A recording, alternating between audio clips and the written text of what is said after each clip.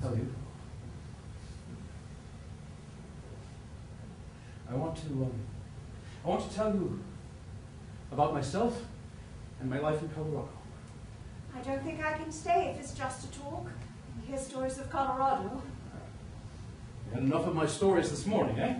No, I was quite interested in what you said. Yes, you were. You were interested. I could tell it in your eyes. And what's more, you even thought you'd like to go there someday.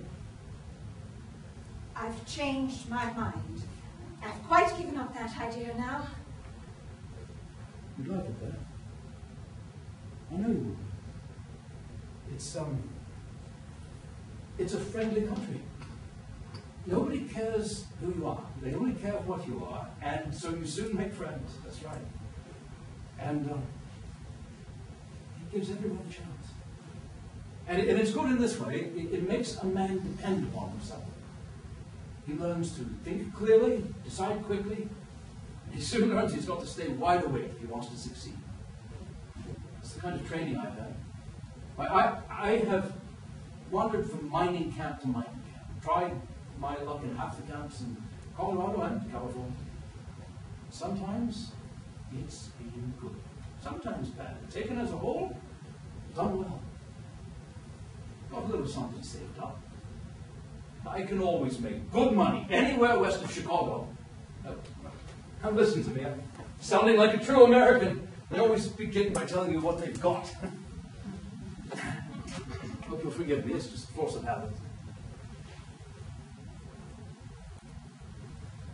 Where was I? Oh, yes. We learn to decide quickly in everything. I seem a little abrupt, it's only that. I make up my mind all at once. And then that's finished. I don't change. First time I saw you, I made up my mind. I said, that was the girl for me. That's the girl I want for my wife.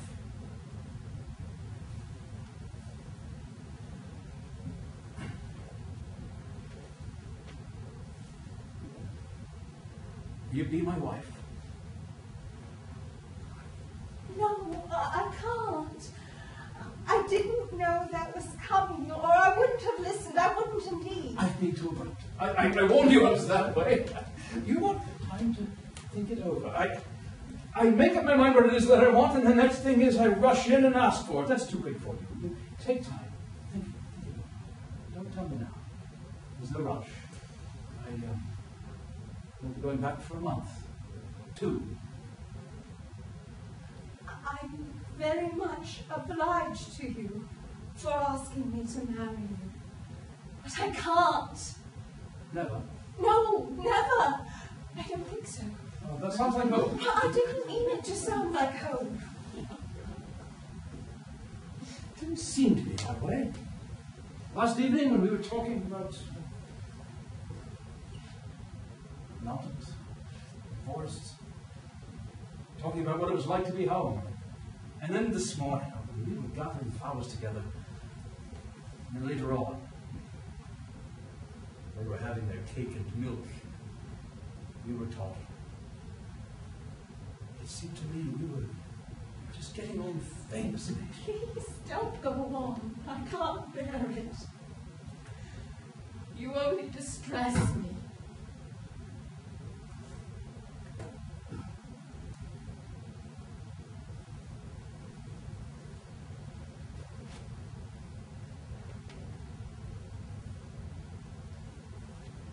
I'm sorry.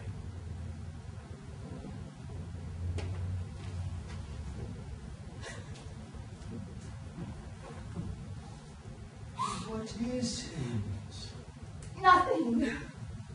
Oh, you are in trouble.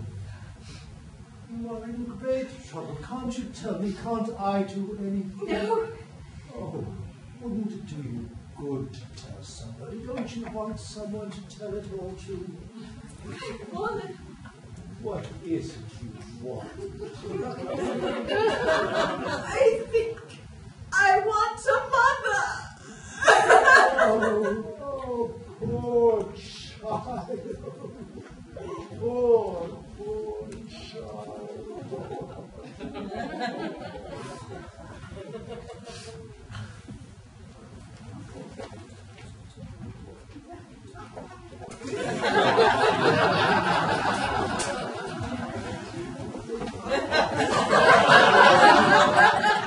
You want me to explain? Not at present.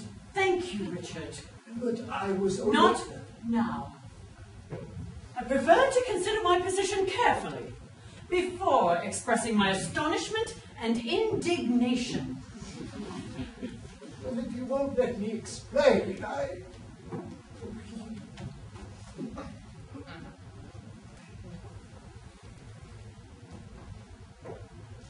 Oh, I don't know which of them I feel angriest with. Richard, of course. For 13 years, no man has ever kissed me, except for you and Richard, and Uncle Joe, and Richard's brothers. And old Mr. Redmayne. And the Dean when he came back from the Holy Land. No, I shall never speak to Richard again. I'll bundle Miss Roberts out of this house at once. Don't be hard. Send her away, certainly. But don't be throwing her out onto the street. I'm not the woman to put up with this sort of thing. Be discreet about it. Don't do anything hastily. Just let it look as though she's going away on holiday. Send her away with the girls for a change of air this afternoon. Oh, it is most inconvenient. Everything will be upside down. You're right. Mustn't be too hasty. Better to wait a few days. Until the end of the term, or even until after we return from the seaside, and then pack her off. Unless it blows over. Blows over? Dulcie, it will not blow over so long as she is in this house.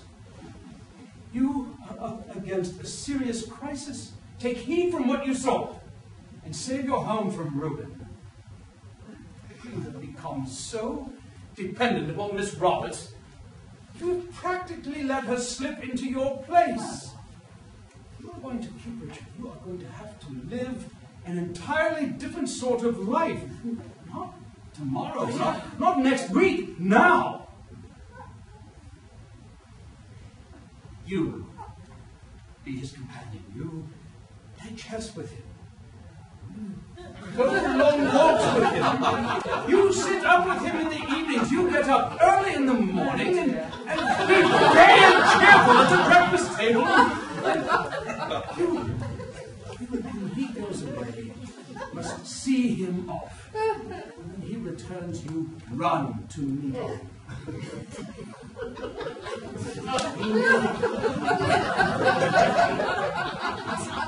You must learn to do without Miss Roberts. Very well. And make him forget her.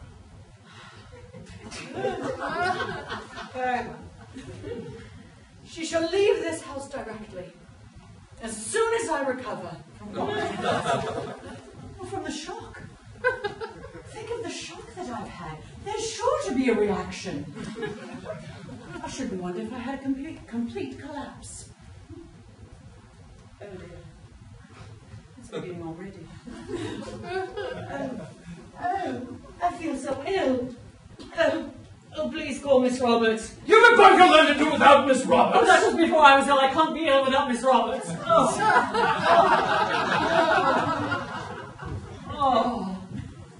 Oh, you mollusk!